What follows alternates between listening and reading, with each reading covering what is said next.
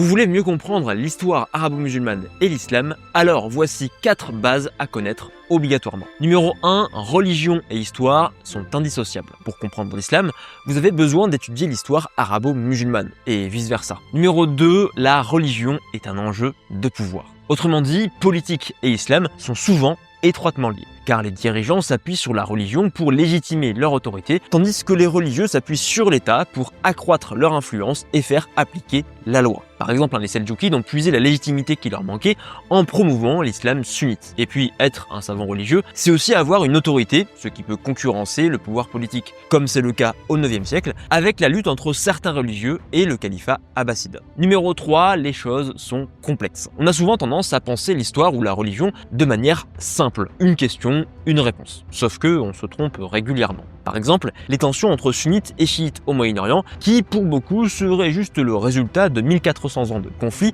suite à la mort du prophète. En réalité, les explications sont multiples, à la fois socio-économiques, politiques et religieuses, avec un poids important du contexte contemporain des 19e, 20e siècles. Numéro 4, lire un seul livre ne suffit pas. Alors si vous le faites, c'est déjà super. Sauf que l'histoire, c'est une science du questionnement et donc elle est en perpétuelle évolution. Il y a souvent des désaccords entre les chercheurs et notre vision du passé s'améliore au fil des années. Côté islam, les savants religieux peuvent aussi avoir des interprétations différentes.